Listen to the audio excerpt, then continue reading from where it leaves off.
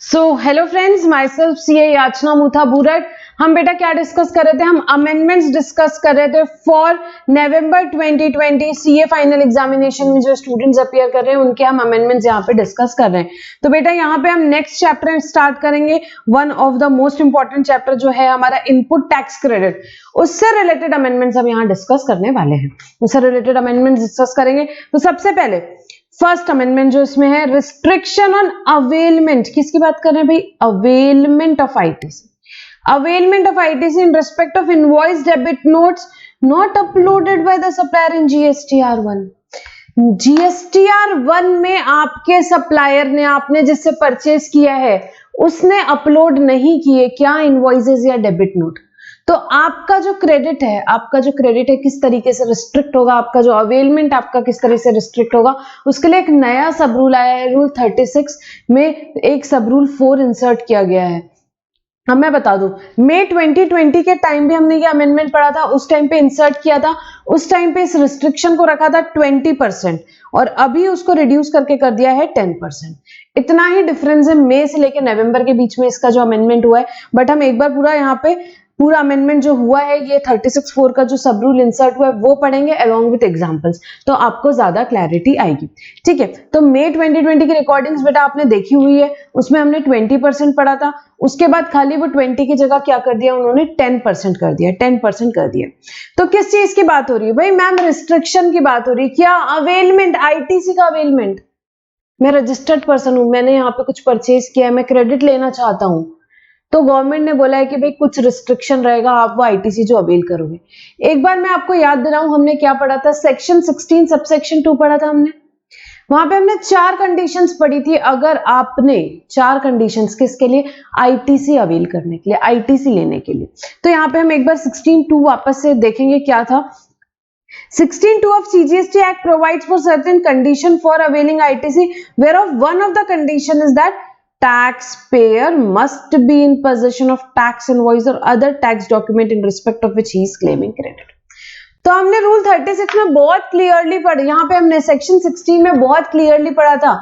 आपको क्रेडिट लेना है तो आपके पास क्या होना चाहिए? आपके पास होना चाहिए टैक्स इनवॉइस या अदर टैक्स पेइंग डॉक्यूमेंट्स जो कि प्रिस्क्राइब्ड है। कहां प्रिस्क्राइब्ड था? रूल 36 में दिए हुए थे। रूल 36 में दिए हुए थे प्रिस्क्राइब्ड डॉक्यूमेंट्स भाई, जिसके बेसिस पे हम यहाँ पे क्रेडिट ले सकते हैं, जिसके बेसिस पे हम क्रेडिट ले सकते हैं। अब rule 36 lays down documents and other conditions on the basis of which registered person can claim ITC, हमने वो वहां पे पढ़ा था। अब क्या हुआ? अमेंडमेंट क्या है मैम? तो बेटा अमेंडमेंट है यहाँ पे, a new sub rule 4 has been introduced in rule 36 to specify the quantum of ITC that can be claimed against the invoice debit notes uploaded and the invoice debit note not uploaded. आपके supplier में, मैंने mister A से purchase किया है for example, तो mister A यहाँ पे supplier हुए, मैं रिसिपिएंट हूँ, रजिस्टर्ड पर्सन हूँ, माना कि मेरे पास टैक्स इनवॉइस है, बट यहाँ पे मेरे सप्लायर ने जीएसटीआर1 में इनवॉइस अपलोड करी या नहीं करी, उस पर डिपेंड करेगा मेरा यहाँ पे क्वांटम, मैं कितना आईटीसी अवेल कर सकती हूं। सब रूल पढ़ेंगे। ITC to be availed by a registered person in respect of invoice debit note the details of which have not been uploaded by the supplier in GSTR one can not exceed 10% of eligible credit available in respect of invoice debit notes the details which have been uploaded by the supplier in GSTR1। तो government ने क्या बोला कि भाई आप registered person है, आप ITC कितना अवेल कर सकते हो, किस बारे में? आप अगर आपके सप्लायर ने जीएसटीआर1 में क्या अपलोड नहीं किया है, यहाँ पे इनवॉइसेस अपलोड नहीं करी है, नहीं डिटेल्स डाली है आपके सप्लायर ने, तो उस केस में आपका क्रेडिट रिस्ट्रिक्ट हो जाएगा। और कितना रिस्ट्रिक्ट होगा? 10% ऑफ एलिजिबल क्रेडिट ऑफ जो भी इनवॉइसेस अपलोड हुई है, उसका 10% ऑफ एलिजिबल क्रेडिट हो जाएगा। I hope it is very clear. ठीक है, this can be further understood as under, where the invoice debit note has been uploaded by the supplier in GSTR1। अब यहाँ पे 2 पार्ट में हम देखेंगे। अगर आपके सप्लायर ने अपलोड कर दिया तो कोई टेंशन ही नहीं है, आप फुल आईटीसी आप ले सकते हो। जो नहीं अपलोड किया वही रिस्ट्रिक्शन है, वही गवर्नमेंट को दिक्कत है। जहां आपके सप्लायर ने अपलोड कर दिया जीएसटीआर1 में, गवर्नमेंट को क्या दिक्कत है? उसने उसमें टैक्स पे कर दिया ऑलरेडी, तो गवर्नमेंट आपको फुल आईटीसी दे देगी if all other conditions for availing ITC are fulfilled. वहां आपके सप्लायर ने कमिट कर दिया है, कोई टेंशन ही नहीं है गवर्नमेंट को।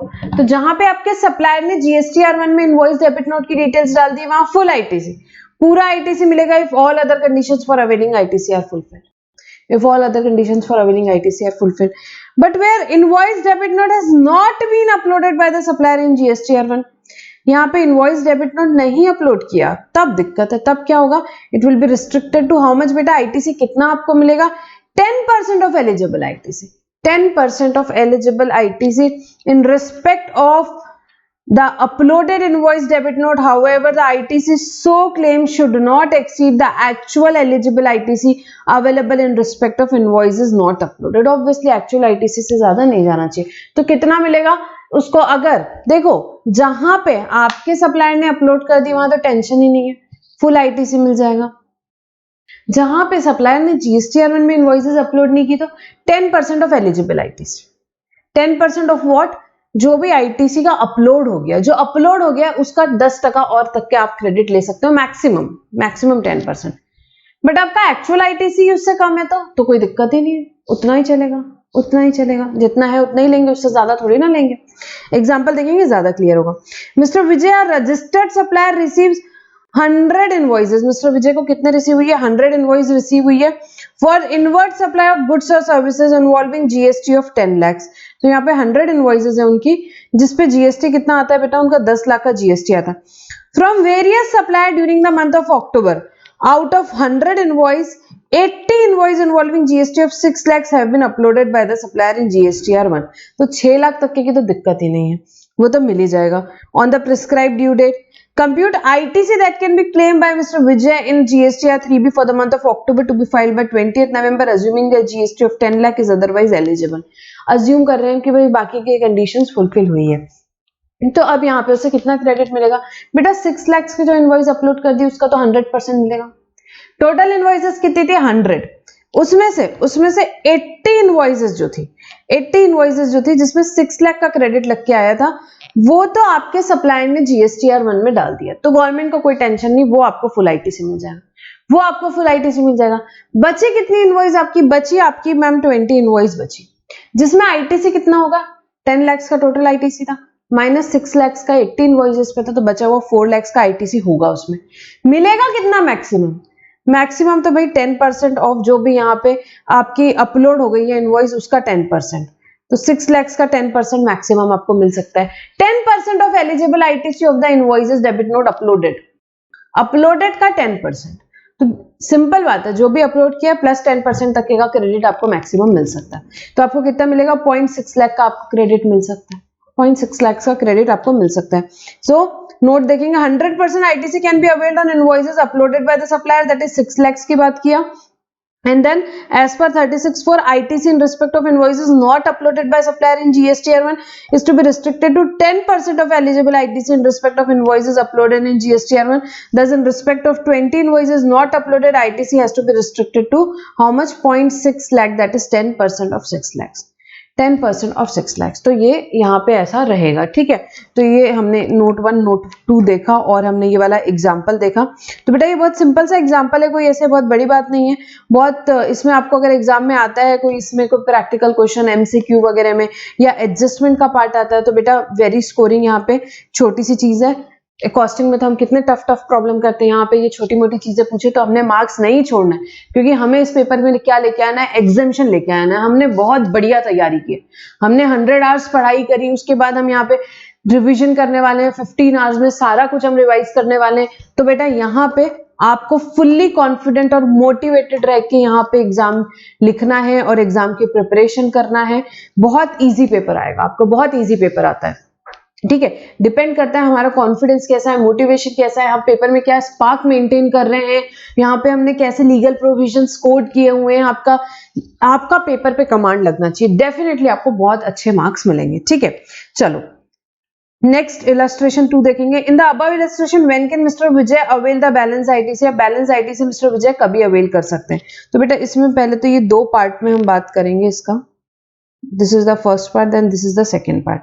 तो पहले तो यहाँ पे जनरल बात क्या लिखी है? अ टैक्स पेयर में avail full ITC in respect of tax period as and when invoices are uploaded by supplier to the extent formula क्या दिया है eligible ITC divided by 1.1 eligible ITC divided by 1.1 तो यहाँ पे क्या बोला कि भाई टैक्स पेयर क्या कर सकता है फुल आईटीसी ले सकता है किसी भी टैक्स पीरियड का फुल आईटीसी कर सकता है ले सकता है जैसे जैसे इनवॉइस अपलोड होती है कितनी eligible ITC divided by 1.1 Therefore, Mr. Vijay may avail the full ITC by this 1.1 आपका 10% इंक्लूड करके Therefore, Mr. Vijay may Mr. Vijay may avail full ITC of 10 lakh in respect of month of October as and when the invoices are uploaded by supplier to the extent of how much beta 10 lakh divided by 1.1 10 lakh divided by 1.1 यहाँ पे जब भी upload हो जाएगी इतने की invoice 10 lakh divided by 1.1 कितना आता है 9.9091 लाख जब इतनी इनवॉइस अपलोड हो जाएगी तब वो पूरा 10 लाख का क्रेडिट ले सकता है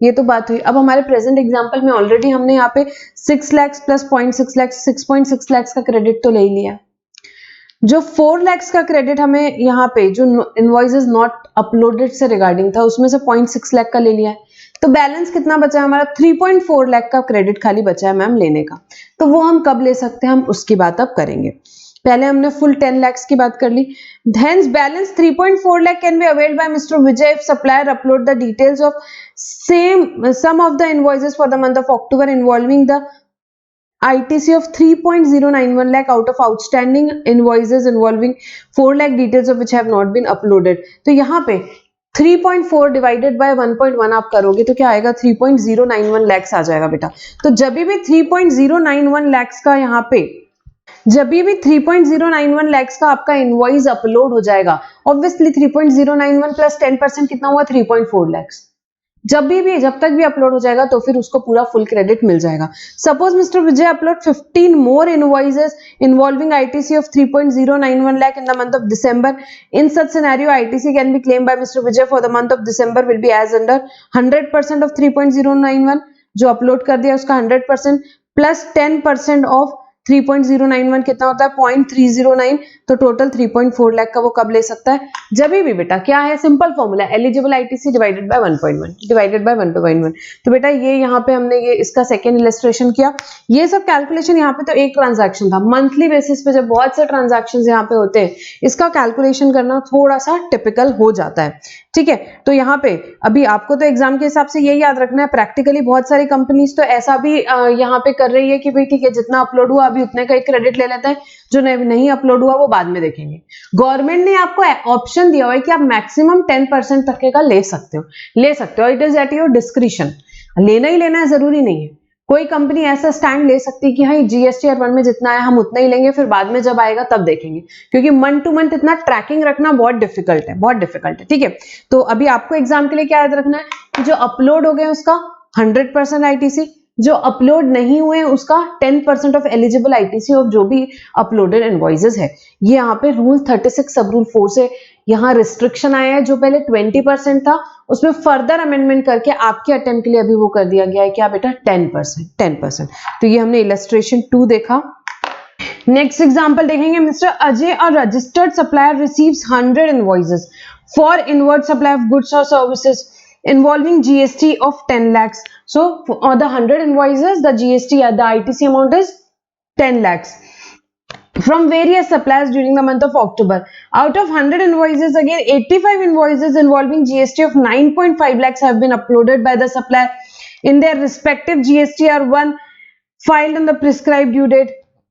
Compute ITC that can be claimed by Mr. Vijay in GSTR3B for the month of October to be filed by 20th November assuming 10 lakhs of ITC is otherwise eligible. तो इसमें भी बेटा सेम वही चीज है सबसे पहले हम क्या देखेंगे 85 टोटल इनवॉइसेस आपकी कितनी 100 उसमें से 85 इनवॉइसेस में कितना आपका ITC लग गया है 9.5 लाख क्या वो सप्लायर ने अपलोड कर दिया है यस GSTR1 में सप्लायर ने अपलोड कर दिया तो क्या उसका क्रेडिट मिलेगा हाँ जी बिल्कुल मिलेगा उसका 100% क्रेडिट मिल जाएगा मतलब 9.5 लाख पूरा क्रेडिट मिल जाएगा बैलेंस 15 इनवॉइसेस में 100 में से 85 गया यहाँ पे हमारी कितनी इनवॉइसेस बची 15 इनवॉइसेस में यहाँ पे अगर हम देखें तो कितना आईटीसी लग के आया है बेटा 0.5 लाख का लग के आया 0.5 लाख का लग के आया क्या वो अपलोड किया है सप्लायर ने नहीं वो अपलोड नहीं किया तो उसकी मैक्सिमम लिमिट क्या रहेगी 10% ऑफ 9.5 सब्जेक्ट टू बट जितना है एक्चुअल से ज्यादा नहीं हो सकता एक्चुअल से ज्यादा नहीं हो सकता, तो यहाँ पे 0.95 वो जरूर आता, बट आपका आईटीसी ही जो एक्चुअल एडमिसिबल है 0.5 है, तो आपको 0.5 लाख तक का आईटीसी यहाँ पे मिल जाएगा। नोट 2 पढ़ेंगे। As per rule 36(4) the ITC in respect of invoices not uploaded by the supplier in GSTR one is restricted to 10% of eligible ITC in respect of invoices uploaded in GSTR1. However, since in this case 10% of eligible ITC, that is 0.95, exceeds the actual ITC in respect of 15 invoices not uploaded, the ITC should be limited to actual amount of ITC. तो बहुत simple है बेटा। एक बार और मैं यहाँ पे rule में आऊंगी, क्या जो रूल इंसर्ट हुआ है यहाँ, सब रूल 4 इंसर्ट हुआ है, एक बार हम उसको रीड करेंगे इन सिंपल वर्ड्स। इसमें क्या हो सकता है, इसमें यह है कि भाई जो इनवॉइसेस डेबिट नोट सप्लायर ने क्या कर दिया है, अपलोड कर दिया है, उसका तो 100% क्रेडिट मिलेगा, और जो यहाँ पे इनवॉइसेस अपलोड ही नहीं किया है सप्लायर ने मैम, उसका 10% of eligible credit of the uploaded invoices मिलेगा, बट सब्जेक्ट टू यहाँ पे एक्चुअल आईटीसी जो है उससे ज्यादा नहीं मिलेगा। ऑब्वियसली इट शुड बी जो एक्चुअल है उससे ज्यादा कैसे क्लेम करोगे आप, ठीक है। सो एक बार मैं पढ़ूंगी। ITC to be availed by the registered person in respect of invoice debit note the details of which have not been uploaded by the supplier in GSTR1 cannot exceed what 10% of eligible credit available in respect of invoice or debit note, the details of which have been uploaded by the supplier in GSTR1. तो ये सब rule 4 यहाँ पे insert हुआ है। As simple as that, बहुत ही simple सा यहाँ पे ये जो है अमेंडमेंट हुआ था। पहले 20% हुआ, उसके बाद अभी जो प्रेजेंट सिचुएशन है आपके अटेम्प्ट के लिए क्या एप्लीकेबल है बेटा, 10% यहाँ पे एप्लीकेबल है, ठीक है। तो ये हमारा एक होता है। अब इससे रिगार्डिंग लोगों को बड़े सारे डाउट्स थे, गवर्नमेंट ने एक बड़ा प्यारा सा सर्कुलर यहाँ पे निकाला और सब कुछ क्लैरिफाई किया।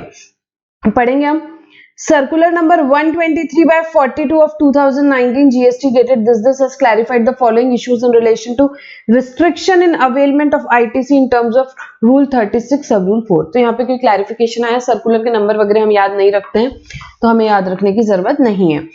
The restriction is not imposed through common portal and it is the responsibility of taxpayer claiming the credit to avail ITC on self-assessment basis। बेटा ये जो 10% वाला कैलकुलेशन है, जो भी हमने अभी पढ़े रिस्ट्रिक्शन 36(4) के थ्रू जो रिस्ट्रिक्शन डाले, वो आपको रजिस्टर्ड पर्सन को खुद सेल्फ असेस बेसिस में करना है।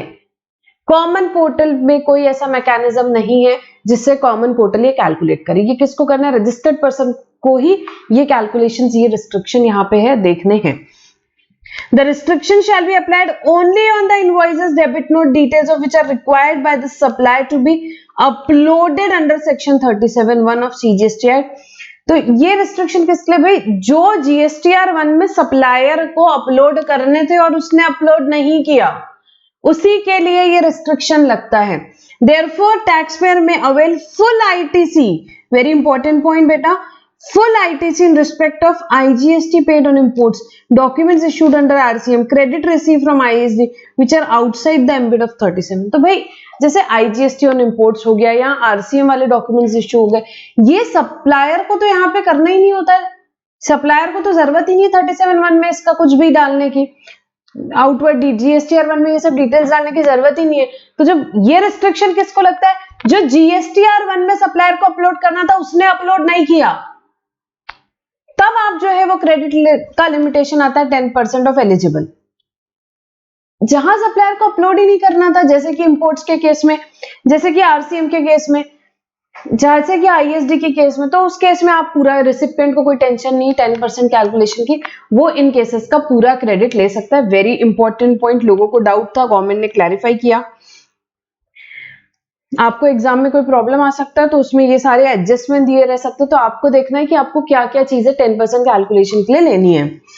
ITC under 36(4) shall be calculated on total eligible ITC from all suppliers against all suppliers whose details have been uploaded by the supplier, therefore restriction is not on supplier basis।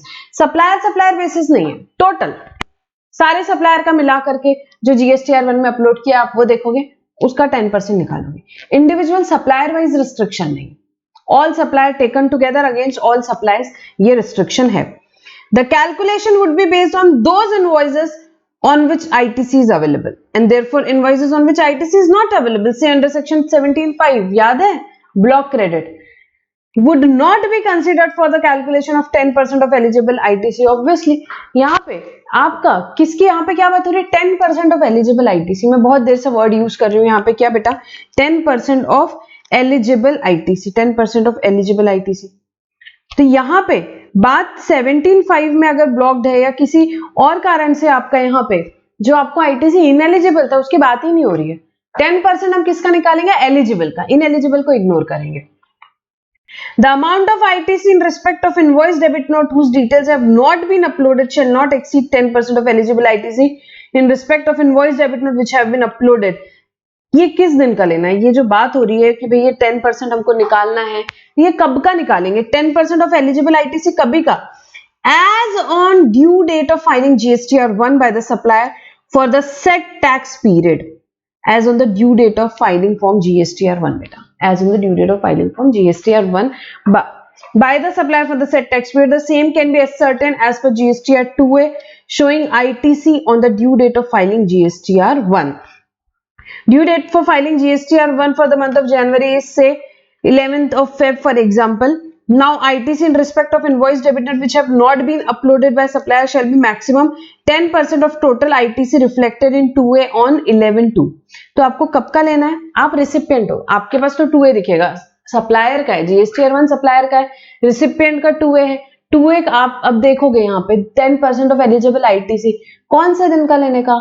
तो बेटा due date का लेने का. यहाँ clear कर दिया due date of filing GSTR1. जो due date है यहाँ पे फाइलिंग GSTR1 की उस दिन का आप ले लोगे 10% of total ITC reflected in 2A as on 11/2/2020 ऐसा हम ले लेंगे.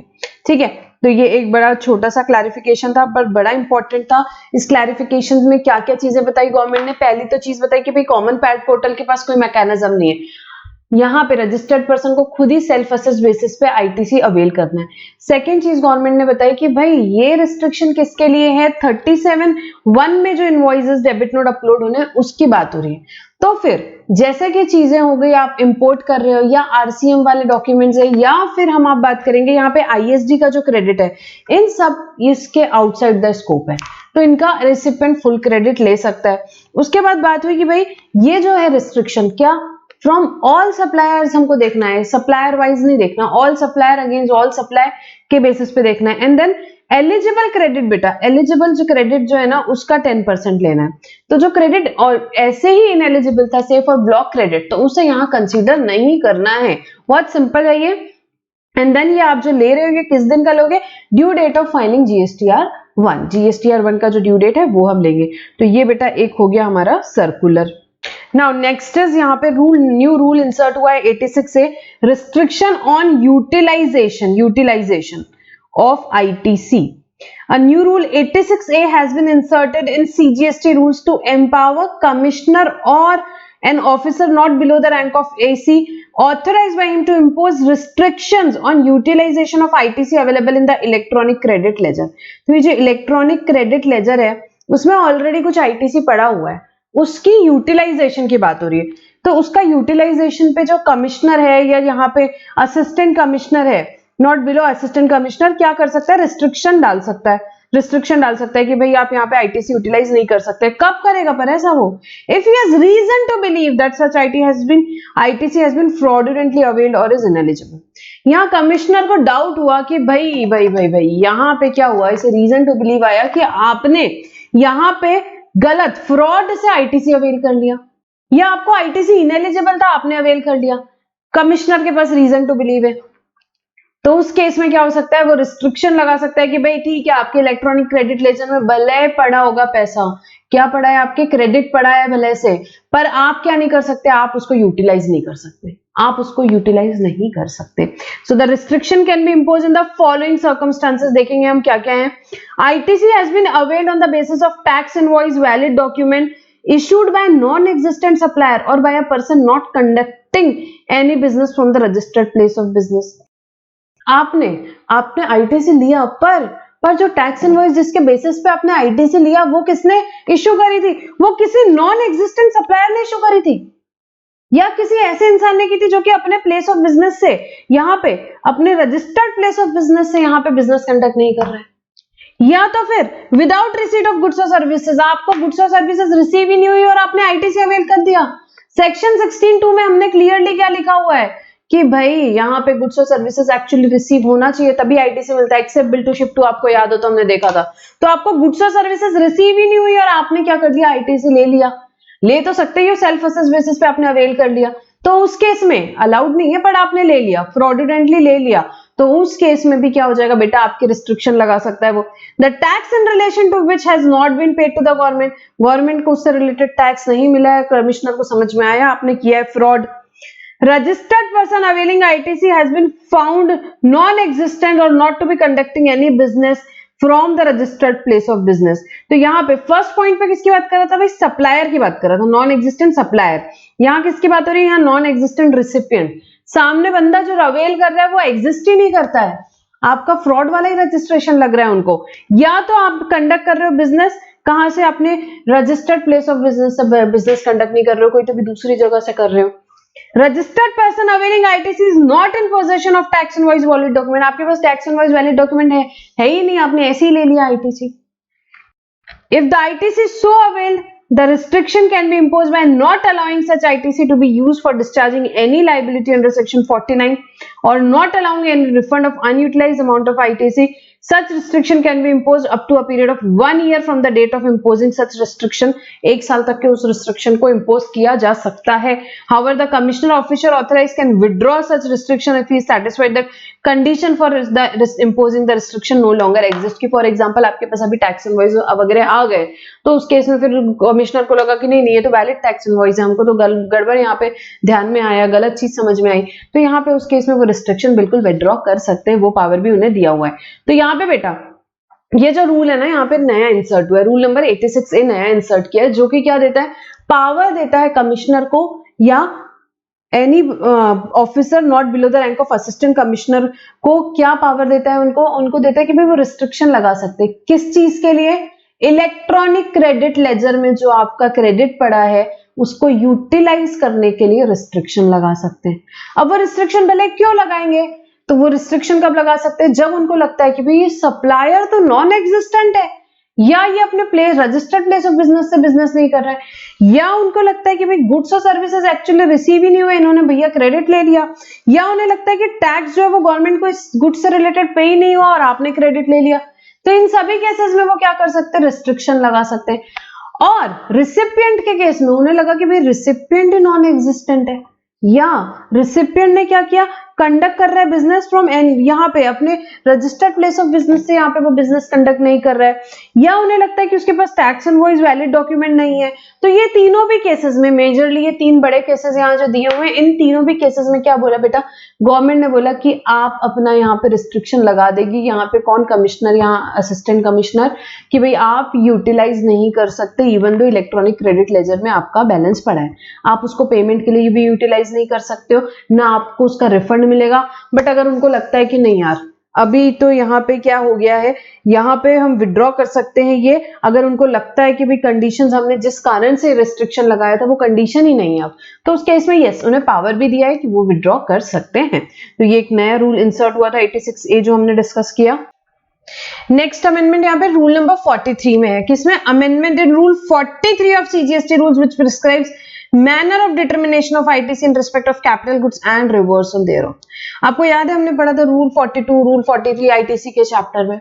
तो यहाँ पे रूल 43 किसकी बात करता है, capital goods ma'am, capital goods में हमको कब रिवर्सल, यहाँ पे हम जो है मैनर ऑफ डिटर्मिनेशन उसका रिवर्सल करने का होता क्या है भाई, जैसे कि हमारा एक कैपिटल गुड्स हमने खरीदा, हमने उसको पार्टली यूज किया बिजनेस के लिए, पार्टली यूज किया हमने नॉन बिजनेस के लिए, पार्टली यूज किया उसको टैक्सेबल के लिए, पार्टली यूज किया हमने उसको एग्जेम्प्ट के लिए।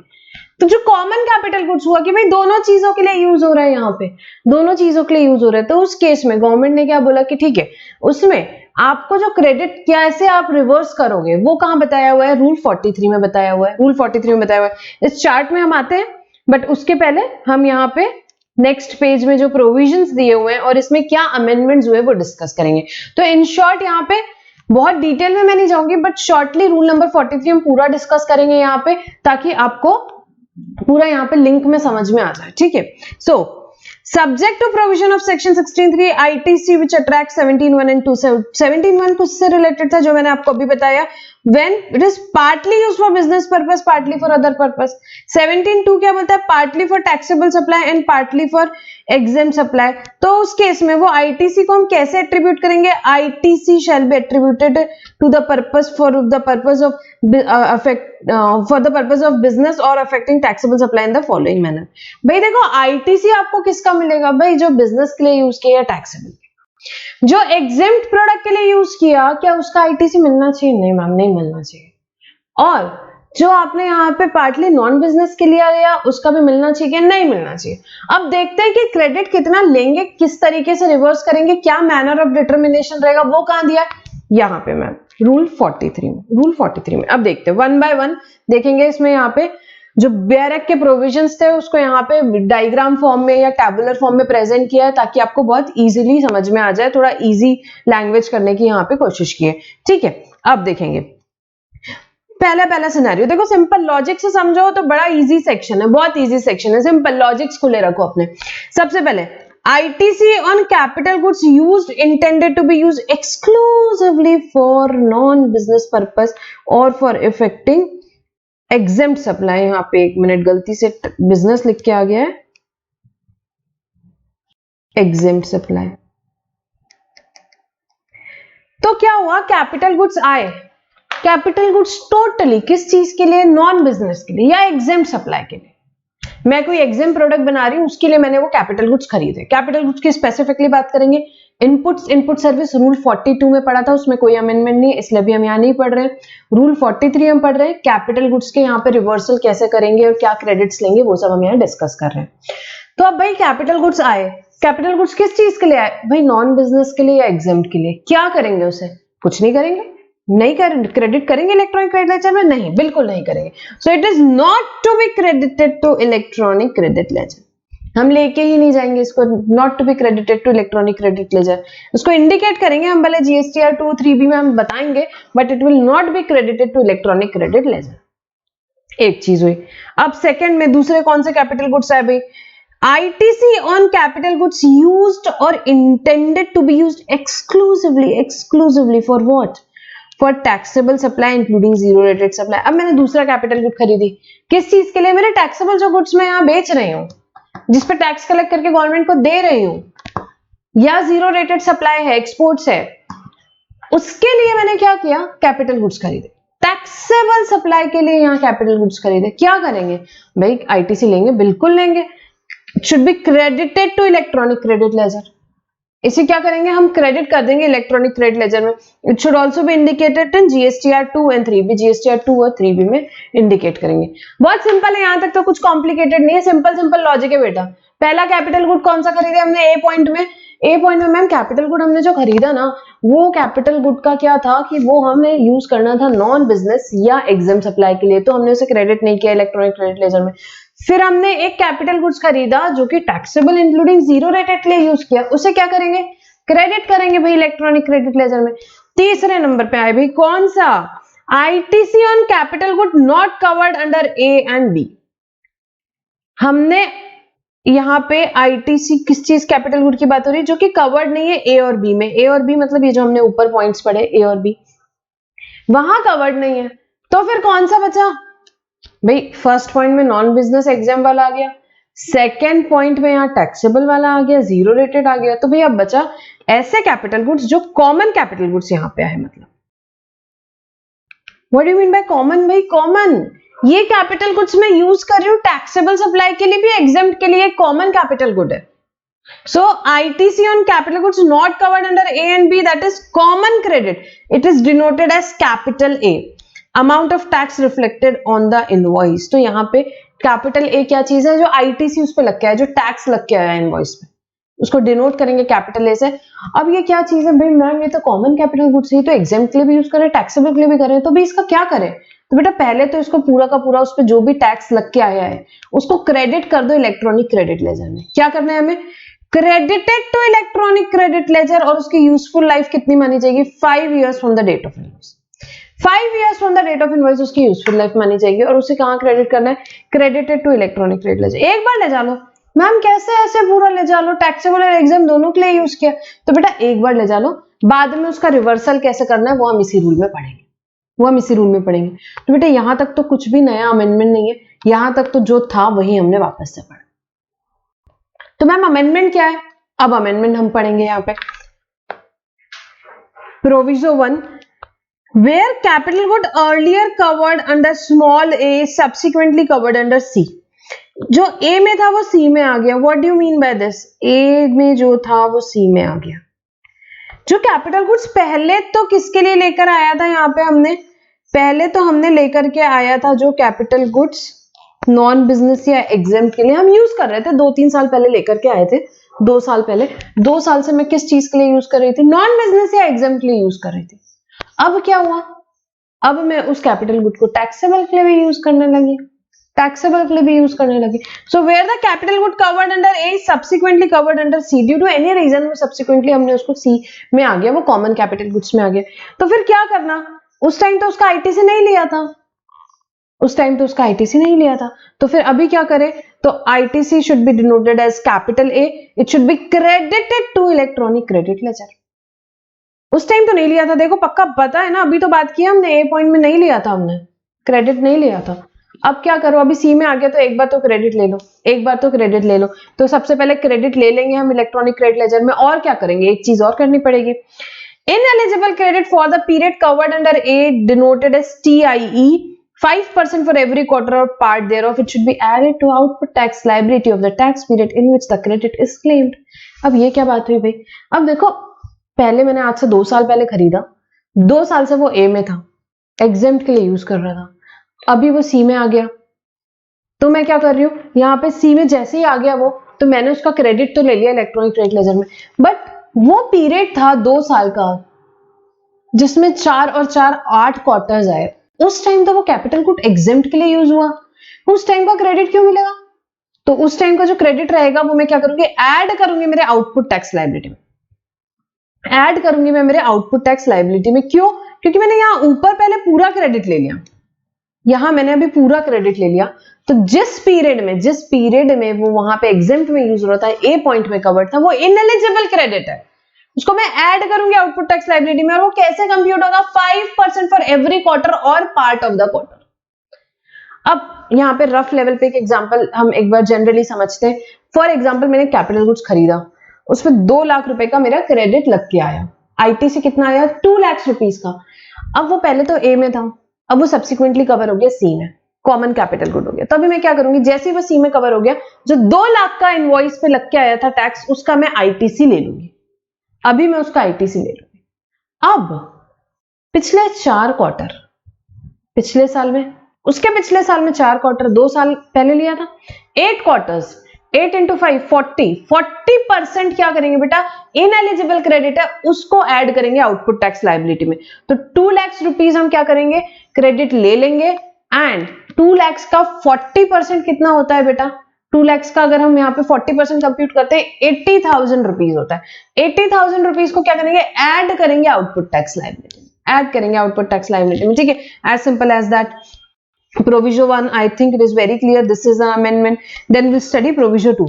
इनएलिजिबल क्रेडिट जो है, यहाँ पे क्रेडिट जो है वो कंप्यूट किया जाएगा separately for CGST, SGST, IGST, UTGST and it should be declared in GST या 3B, as simple as that.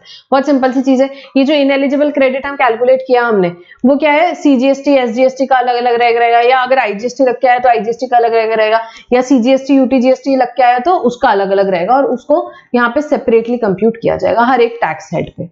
Very simple. Then explanation क्या आया यहाँ पे? Capital goods declared under A on its receipt will not attract 18(4) if subsequently covered under clause C। तो यहाँ पे 18(4) आपको याद है, इट विल नॉट, जो ये कैपिटल गुड्स ए में आया है, जब वो आया था तब वो अट्रैक्ट नहीं करेगा 18(4), अगर वो इवन है बाद में सब्सिक्वेंटली किसमें कवर हो जाता है? सी पॉइंट में। 18(4) अगर आपको याद हो तो मैं एक बार आपको बताऊं, पढ़ा था हमने ये कि भाई मेरा जो यहाँ पे है, supply of registered person getting होनली exempt from tax. For example मेरी यहाँ पे क्या आ रहा है? एग्जेम में आ रहा है, या मैं स्विच कर रहा हूं, तो उस केस में यहाँ पे क्या था कि जो भी आईटीसी रहेगा इनपुट्स का या contain in semi finish goods का या finish goods held in stock का कैपिटल गुड्स का, तो उससे क्या किया गया है यहाँ पे ऑन द डे इमीडिएटली इसको रिवर्सल, यहाँ पे रिवर्सल ऑफ आईटीसी की बात थी कि भाई अगर आप 18(4) में यहाँ पे सर्कमस्टांसेस में आते हैं तो आपको क्या करना पड़ेगा, रिवर्स करना पड़ेगा आईटीसी। तो यहाँ पे 18(4) ऑब्वियसली नहीं अट्रैक्ट होगा। क्यों अट्रैक्ट नहीं होगा? क्योंकि उस दिन जिस दिन आपके गुड्स आए ए पॉइंट में तब आप टोटली एग्जेम्प्ट में जा रहे थे, आपने क्रेडिट लिया ही नहीं था बेटा। आप कन्वर्जन वाले केस थोड़ी ना था। 18(4) किस में आता है कि जब आप स्विच ऑफ हो रहे हैं तो फिर आपको रिवर्स करना पड़ेगा, बट यहाँ पे तो वो बातें नहीं आती, 18(4) के प्रोविजंस नहीं लगेंगे। यहाँ जो लिखा है हम वैसा करेंगे, जब वो आया उस टाइम पे हम उसका क्रेडिट नहीं लेंगे, फर्स्ट थिंग। सेकेंड थिंग, जब वो यहां से यहां स्विच ऑफ हो, स्विच ओवर हो रहा है, तो उस टाइम पे हम ए टू सी जब आप यहाँ पे शिफ्ट हो रहा है उस टाइम पे क्रेडिट पूरा ले लेंगे और ऐड कर देंगे आउटपुट टैक्स लायबिलिटी में कितना, 5 क्वार्टर्स का यहाँ पे 5% एवरी क्वार्टर और पार्ट दे रहा हूं। ठीक है, very simple it is. Then D point क्या आया नया, ये भी अमेंडमेंट है।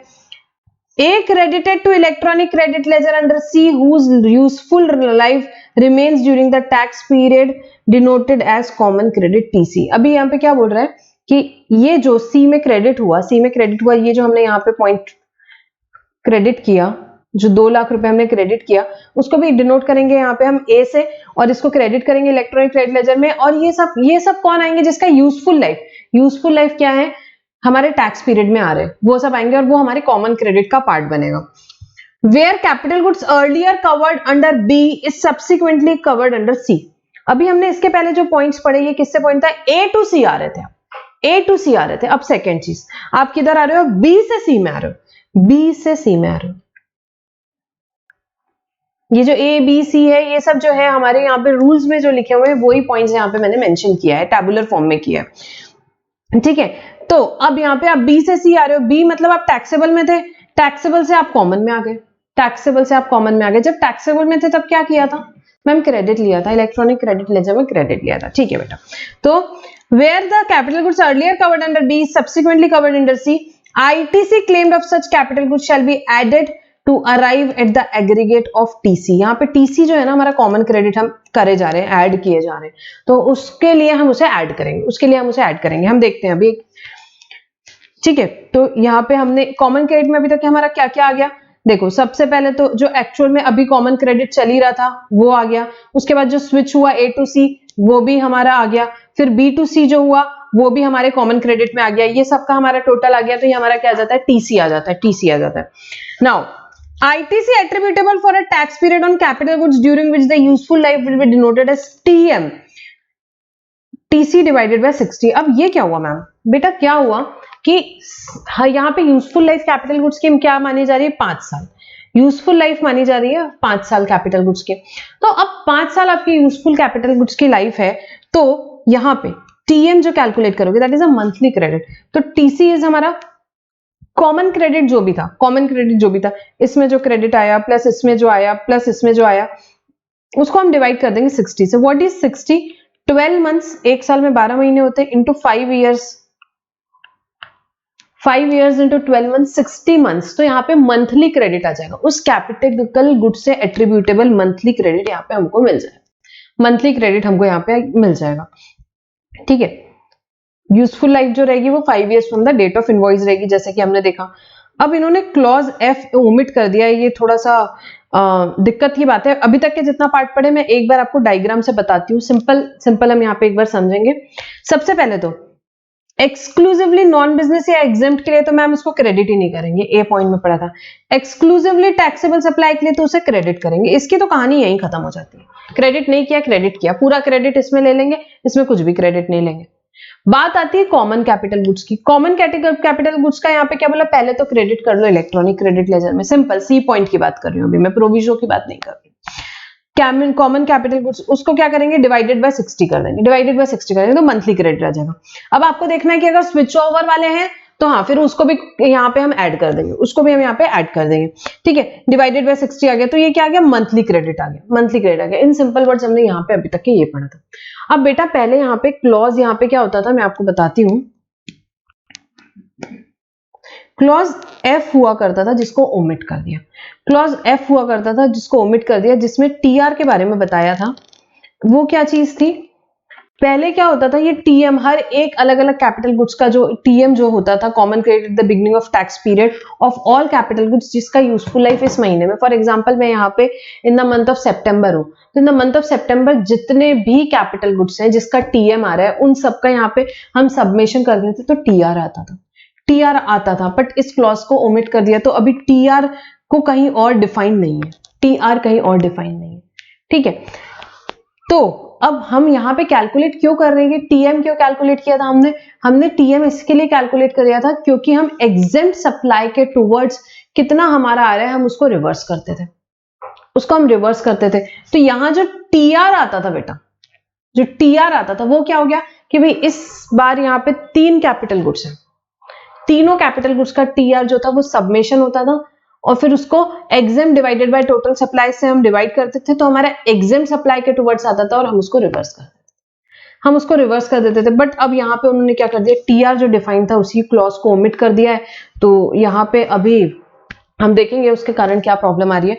तो यहाँ पे टीआर, यहाँ पे उन्होंने यहाँ पे ये क्लॉज ओमिट कर दिया है, उस कारण से यहाँ पे टीआर अब कहीं भी डिफाइन नहीं है, तो हम आगे की स्टेप का कैसे करें।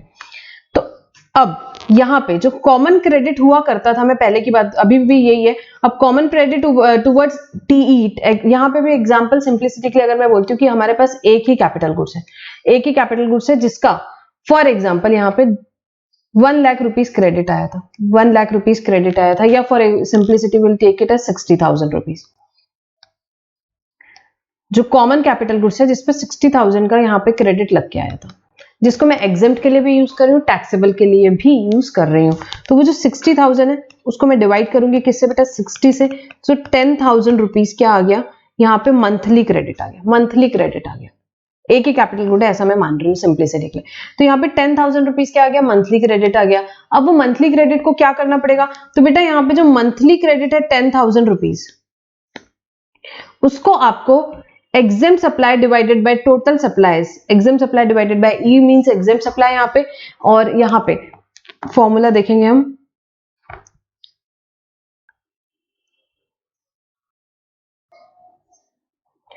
E means aggregate value of exempt supply made during the taxable period and F means total turnover of registered person during the tax period। तो E divided by F हम करते थे, multiplied by यहाँ पे TR करते थे, तो हमारा क्या आ जाता था बेटा, यहाँ पे exempt के towards क्या आ रहा है और उसको हम क्या करते थे, it should be added to the output tax liability along with interest, ऐसा था। बट अभी इन्होंने TR ओमिट कर दिया है, तो अब यहाँ पे जो है बहुत ही दिक्कत वाली बात आ गई है। Clause G provides for formula for determining TE, that is the amount of common credit attributable to exempt supply जो है TE is equals to E divided by F into TR. The term TR which is used in the said formula was defined in clause F. Omission of clause F has thus rendered the formula given in clause G otize, as the term TR which is used in the formula is nowhere defined in the rule. अब वो कहीं भी define नहीं, तो TR calculate ही कैसे करें, तो अब ये ओमिशन हो गया है, तो अब टीआर का डिफाइन है नहीं, तो और इंस्टीट्यूट के स्टैच्यूटरी अपडेट में भी कोई क्लैरिटी नहीं आई है इसमें कि इसे हमें कैसे लेना है, ठीक है। तो ये एक थोड़ा प्रॉब्लमेटिक एरिया है। तो अब इस केस में हम यहाँ पे देखेंगे और क्या इम्प्लीकेशंस आए। हाँ, अब हमने यहाँ तक हम कहाँ पहुंच गए थे, हमारे पास कॉमन क्रेडिट आ गया था, तो कॉमन क्रेडिट जो भी हमारा आया यहाँ पे उसको हमने मंथली क्रेडिट में यहाँ पे कन्वर्ट किया, मंथली क्रेडिट के सारे सबमिशन करते हैं तो हमारा टीई आता है, एंड देन उसके बाद यहाँ पे मंथली क्रेडिट का हम सारा सबमिशन करते थे तो टीआर आता था, बट अब टीआर है नहीं। एग्जेम्प्ट सप्लाई का कैसे कैलकुलेट करेंगे, तो एग्जेम्प्ट डिवाइडेड बाय टोटल करेंगे इनटू टीआर था।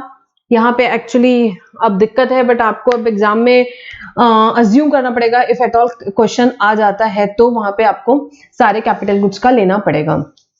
सो aggregate value of exempt supply where now, अब यहाँ पे where the registered person is not having the turnover during the said period then or the aforesaid information is not available, then E by F calculated by taking the values of F of the last tax period for which the details of such turnover are available। तो अगर E और F आपके पास available नहीं है तो आप क्या करोगे बेटा, आप पिछले इसका लोगे।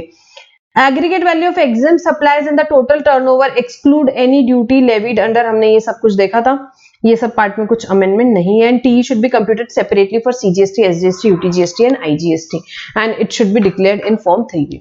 तो बेटा यहाँ पे क्योंकि क्लैरिटी नहीं है, यहाँ पे रूल से ओमिट कर दिया गया है, इसलिए टीआर अभी रूल में ही डिफाइंड नहीं है, मैं भी कुछ नहीं बोल सकती हूँ। स्टैच्यूटरी अपडेट में भी इस पे कोई क्लैरिटी नहीं है, बहुत मुश्किल लगता है मुझे इसमें, तो आपको ही अजम्पशन लेकर के आगे प्रोसीड करना पड़ेगा, आपको ही अजम्पशन लेकर के आगे प्रोसीड करना पड़ेगा।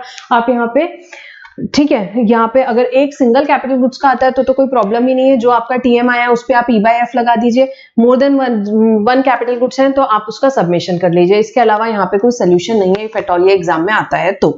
ठीक है, चलो अब ये जो अमेंडमेंट्स हुए थे उसके इम्प्लीकेशन हम यहाँ पे देखते हैं फटाफट, बहुत सिंपल है, वैसे कुछ खास है नहीं।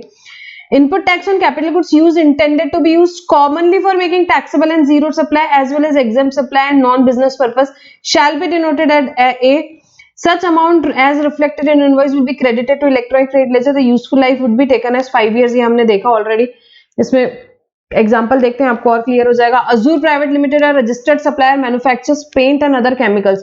While paints are taxable, other chemicals are exempt. It has purchased a machinery on October for making both paint and other chemical. The invoice for the machinery shows the value of 1 crore and GST उस पे कितना है 12 lakhs. Input tax of 12 lakhs will be denoted as A and will be credited to electronic trade ledger. The useful life of the machinery will end on the this जब भी purchase किया उसके बाद 5 years. तो आपने यहाँ पे लिया है कैपिटल गुड्स तो ऑब्वियसली आप उसका क्रेडिट ले लोगे और उसका यूज जब भी लिया है तब से लेके 5 years तक की उसकी यूजफुल लाइफ रहेगी। When the capital goods, अब बात होती है जिसको इनिशियली यूज कर रहे थे आप नॉन बिजनेस एग्जेम्प्ट के लिए, मतलब ए पॉइंट के लिए, are subsequently used commonly for exempt supply and non-business purpose as well as taxable and zero rated supply. Input tax in respect of the same should be denoted as A and credited in the electronic credit ledger. तो यहाँ पे जब उसका switch over हो रहा है, पहले वो किसके लिए यूज हो रही थी एक्सक्लूसिवली नॉन बिजनेस एग्जेम्प्ट के लिए, अब वो कॉमन के लिए हो रही है, तो उस केस में आपको क्या करना है, इनपुट टैक्स उसका जो रहेगा डिनोट करेंगे कैपिटल ए से और उसको क्रेडिट करेंगे इलेक्ट्रॉनिक क्रेडिट लेजर से। The ineligible credit attributable to the period during which such capital goods were used for non-business purpose making exempt supply shall be computed at the rate of 5% every quarter or part thereof and it should be denoted as TIE. हमने ये देखा, such TIE shall be added to output tax liability for the period such capital goods यहाँ पे of the tax period in which such capital goods is claimed.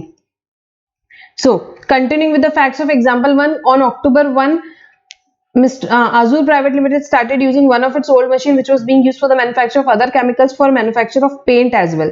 The said machine was purchased on 1st October of 60 lakhs. ITC कितना था 7.2 lakhs का था, तो यहाँ पे and it is credited in electronic credit ledger out of 7.2 lakhs 2,88,000 will be ineligible credit, that is 7.2 lakhs का यहाँ पे कितना रहेंगे बेटा 5% एवरी क्वार्टर का, 8 क्वार्टर्स आ रहे हैं और उसको क्या कर देंगे ऐड कर देंगे हम आउटपुट टैक्स लायबिलिटी में। स्विच ओवर का केस है, स्विच ओवर का केस है, ठीक है। तो यहाँ पे हमारा अदर केमिकल्स क्या था एग्जेम्प्ट था और पेंट क्या था टैक्सेबल था। तो आपका ये जो मशीनरी था पहले वो किसके लिए यूज होता था अदर केमिकल्स के लिए जो कि यहाँ पे एग्जेम्प्ट था, अब उसको हमने यूज करने लगा पेंट के लिए भी जो कि टैक्सेबल है। तो वो क्या हो गया एग्जेम्प्ट से किस में आ गया बेटा एग्जेम्प्ट से वो आ गया कॉमन में, क्योंकि अब वो पेंट और केमिकल दोनों के लिए यूज हो रहा है। तो इस केस में क्या किया जाएगा, हमारी क्या बात हुई यहाँ पे, हमारी ये बात हुई कि मैम जितना आईटीसी लग के आया था इनवॉइस में वो हम पूरा ले लेंगे, दैट इज 7.2 lakhs, इंडिकेट करेंगे जीएसटीआर हम यहाँ पे 2 में उसे, और उसके बाद हम रिवर्स कर देंगे। क्या रिवर्स कर देंगे हम यहाँ पे बेटा, हम रिवर्स कर देंगे उसमें जो भी यहाँ पे इनएलिजिबल क्रेडिट था, मतलब 2 साल का 8 क्वार्टर्स का यहाँ पे आता है 40% ऑफ 7.2 lakhs कम्स टू 2,88,000 जो कि ऐड कर दिया जाएगा आपकी आउटपुट टैक्स लायबिलिटी में, ठीक है। The amount of A credited capital A credited to electronic trade ledger in respect of common capital goods whose useful life remains during the tax period shall be added together to arrive at TC। तो जितने भी ए हैं अलग अलग ए हैं जो क्या है कॉमन कैपिटल गुड्स पे जो भी आईटीसी है वो क्या ए से डिनोट हो रहा है, उन सबको ऐड करके हम क्या आ जाएंगे टीसी पे आ जाएंगे। Continuing with the facts of example 1 and 2, common credit of ₹12 lakh for the first machinery जो हमने एग्जांपल 1 में देखी और 7.2 lakhs जो हमने सेकंड में देखी, टोटल 19.2 क्या हो जाएगा हमारा टीसी हो जाएगा, टीसी कॉमन क्रेडिट हो जाएगा, कॉमन क्रेडिट हो जाएगा। When the capital goods which were initially used for taxable and zero rated supply are subsequently used commonly for taxable and zero rated supply as well as exempt supply, तो क्या हो रहा है यहाँ पे हमारा जो था वो पहले टैक्सेबल के लिए यूज हो रहा था, बाद में वो आ गया कॉमन कैपिटल गुड्स पे। Then ITC in respect of same shall be added for TC. तो अब ये थर्ड केस आ गया, क्या आ गया कि भाई हमारा पहले टैक्सेबल के लिए यूज हो रहा था, अभी हम कॉमन के लिए यूज कर रहे हैं. सो continuing with the facts of example 1 and 2, Azure Limited started one of its old machine which was being used for the manufacture of paint for manufacture of other chemicals. The said machine was purchased on October this minus 2 years for 2 crores. ITC of 24 lakhs will be added to the common credit, that is 19.2 lakh. अब क्या हो जाएगा इसमें 24 lakhs हम और add कर देंगे तो क्या हो जाएगा बेटा 43.2 lakhs आ जाएगा, 43.2 lakhs आ जाएगा. आप इसमें बहुत स्मार्ट हो. 2 करोड़ इंक्लूसिव ऑफ, यहाँ पे एक्सक्लूसिव ऑफ जीएसटी, सॉरी 12%, तो 2 करोड़ का यहाँ पे हम 12% निकालेंगे तो 24 lakhs का जीएसटी है. तो हमारा सबसे पहले हमारा जो फर्स्ट हमने कॉमन कैपिटल गुड्स खरीदा था, अब ये देखो हम क्या कर रहे हैं, टीसी कैलकुलेट कर रहे हैं. टीसी कैसे कैलकुलेट हुआ हमारा, फर्स्ट वाले में कितना था हमारा 12 लाख का क्रेडिट, सेकंड मशीनरी में 7.2 लाख का क्रेडिट, एंड देन अब इस मशीनरी में जो स्विच ओवर हुई इसमें 24 लाख का क्रेडिट. तो हमारा टोटल कितना आ गया, टीसी अभी तक के टीसी कैलकुलेट हुआ है 43.2 लाख. यहां तक के कोई कंफ्यूजन ही नहीं, ये आपने ऐसे कैलकुलेट कर लिया. TM, which is the common credit for tax period, that is TC divided by 60, to be computed during the useful life of capital goods, which is 5 years from the date of invoice. Continuing with the facts of example 1, 2, 3, 4, TM will be 43.2 lakh divided by 60, that is 672,000. तो आपका TM क्या calculate हो जाएगा 72,000. बेटा यहाँ तक के तो कंफ्यूजन ही नहीं है, यहाँ तक तो कैलकुलेट कर सकते हो. अब जो गड़बड़ हुई है रूल में, क्लॉज F ओमिट करने के कारण क्या हो गया, यहाँ पे TR चले गया. इंस्टीट्यूट ने खुद ये पॉइंट डाला है, clause G provides for formula of TE, the amount of common credit attributable to exempt supply TE would be E divided by F into TR. The term TR which is used in the formula was defined in clause F. अब वो clause F को ही omit कर दिया तो render the formula given in clause G otherwise, and now TR which was used in the formula is nowhere defined in the rule.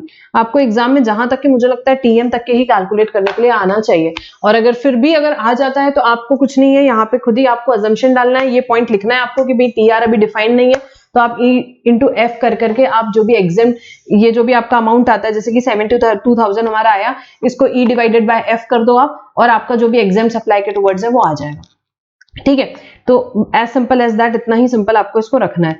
तो बस यहाँ पे हम इसका डिस्कशन बेटा यहीं पे स्टॉप करते हैं. ठीक है, इन सिंपल वर्ड्स 1 सेकेंड में यहाँ पे आप ये चार्ट देखेंगे और ये सब कुछ देखेंगे तो आपका यहाँ पे फटाफट ये रिवाइज हो जाएगा. ठीक है, सो बेटा will stop our discussion over here, या हम एक बार इसको वापस से रिवाइज करते हैं. अगर सबसे पहले बताओ मुझे, आपका नॉन बिजनेस या एग्जेम्प्ट के लिए है तो मैम उसे नहीं क्रेडिट करेंगे इलेक्ट्रॉनिक क्रेडिट लेजर में. टैक्सेबल के लिए है तो हम उसे क्रेडिट करेंगे इलेक्ट्रॉनिक लेजर के लिए. कॉमन के लिए है तो बेटा कॉमन के लिए है तो उस केस में तो हम क्या करते हैं, क्रेडिट करेंगे इलेक्ट्रॉनिक क्रेडिट लेजर में. तो ये हम सबसे पहले तो ए, यहाँ पे it will be denoted as capital A. अब ये हमारा फर्स्ट कॉमन क्रेडिट हमारा स्टार्ट हुआ.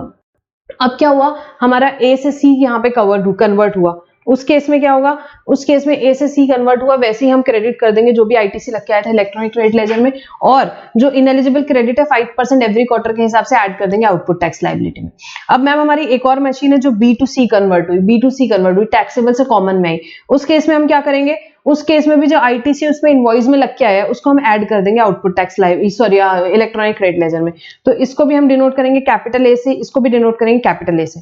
इन तीनों का सबमेशन हम करेंगे तो हमारा क्या आ जाएगा, हमारा मैम इस केस में तीनों का सबमेशन करते ही आ जाएगा TC, common credit on capital goods.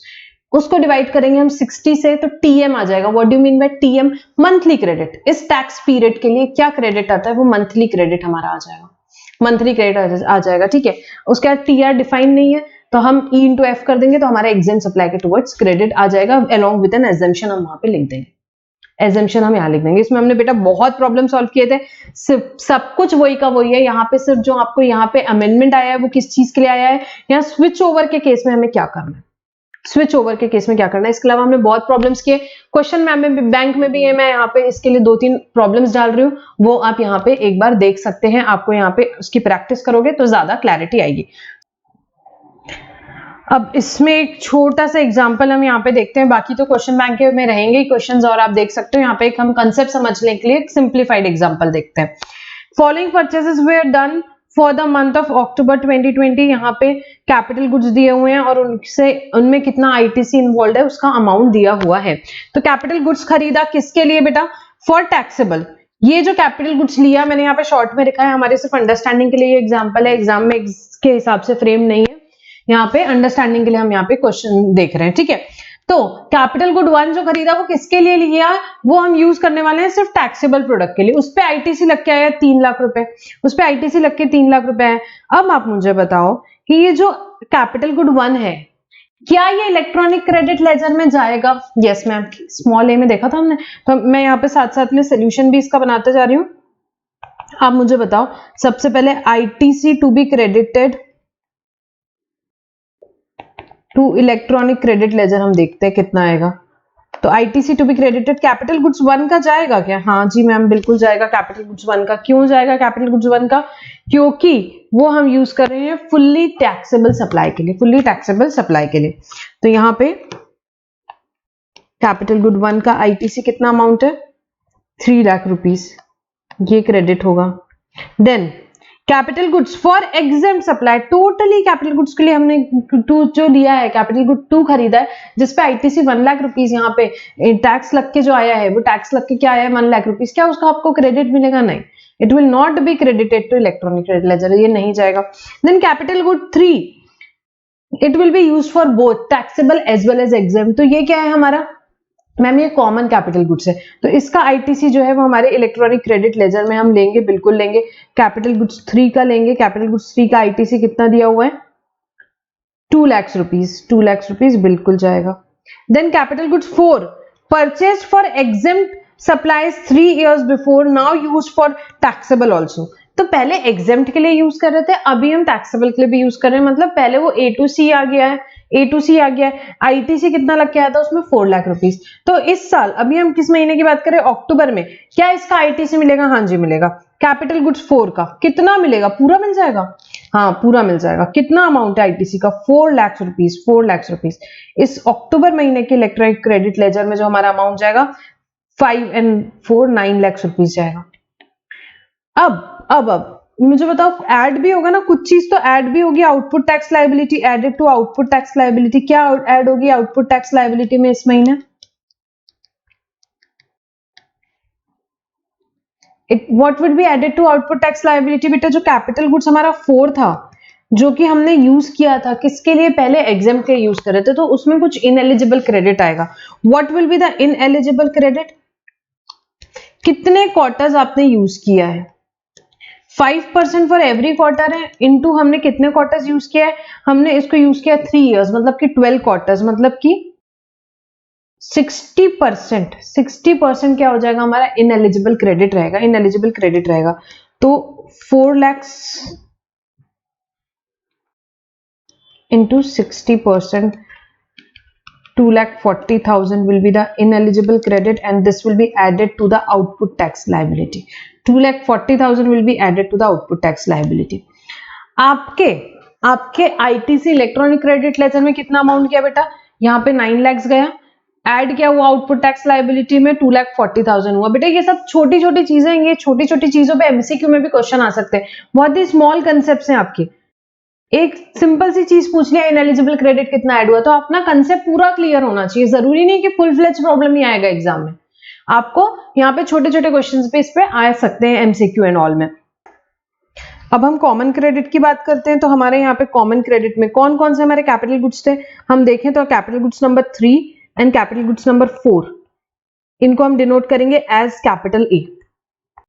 इन पे क्या क्रेडिट लग के आया था? कैपिटल गुड्स नंबर 3 टोटली हम यूज कर रहे थे दोनों के लिए 2 लाख रुपीस, और कैपिटल गुड्स नंबर 4 में क्रेडिट कितना था बेटा? 4 lakh rupees. Total comes to 6 lakhs। ये क्या है? ये मैम हमारा टीसी है, मतलब कि जो भी common credit on capital goods है, common credit on capital goods है। अब यूजफुल लाइफ क्या मानी गई है? 5 years होती है यूजफुल लाइफ। तो यहाँ पे टीएम कैलकुलेट करेंगे, मतलब कि मंथली क्रेडिट कितना आ जाएगा हमारा? 6 lakhs डिवाइडेड बाय 60 हम करते हैं अगर, तो हमारा कितना आता है? 10,000 is the monthly credit. TM is 10,000 monthly credit. Capital goods का वो क्रेडिट जिसकी यूजफुल लाइफ इस टैक्स पीरियड में आ रही है, तो ये दोनों की यूजफुल लाइफ इस टैक्स पीरियड में आ रही है। तो ये अक्टूबर मंथ का टीएम कैसे आ गया? 10,000 आ गया। नवंबर मंथ में अगर कोई चेंज नहीं है, हमने कोई एडिशन नहीं किया, कुछ भी नहीं गया है, कोई एसेट कन्वर्ट नहीं हुआ है, तो नवंबर 2020 में भी 10,000 का। दिसंबर 2020 में भी अगर कोई एसेट नया नहीं खरीदा हमने कॉमन, ना कोई हमने कन्वर्ट किया है, दिसंबर में भी 10,000, ये हमारा क्या आ जाएगा, टीएम आ जाएगा। इसके बाद हमने देखा भाई टीआर अभी उन लोगों ने उड़ा दिया है, तो अभी हम यहाँ पे टीआर उड़ा दिया है, तो अब हम एग्जाम सप्लाई के टुवर्ड्स कैलकुलेट करने के लिए टीई कैसे कैलकुलेट करें, तो बेटा हमको इसी पे अप्लाई करना पड़ेगा, क्या, E into F. E into F मतलब एग्जाम डिवाइडेड बाय टोटल हम जो टर्नओवर है, तो हमारा यहाँ पे क्या जाएगा, टीई, जिसको हमको ऐड करना रहेगा क्या बेटा, आउटपुट टैक्स लायबिलिटी में। ठीक है, तो यहाँ पे अलोंग विद इंटरेस्ट, यहाँ पे ये हमने एकदम सिंपल सा एग्जांपल देखा है किस चीज के लिए, अंडरस्टैंडिंग के लिए कंसेप्ट, और इसके डिटेल क्वेश्चन हमने बहुत सारे वैसे भी क्वेश्चन बैंक में सॉल्व किए थे।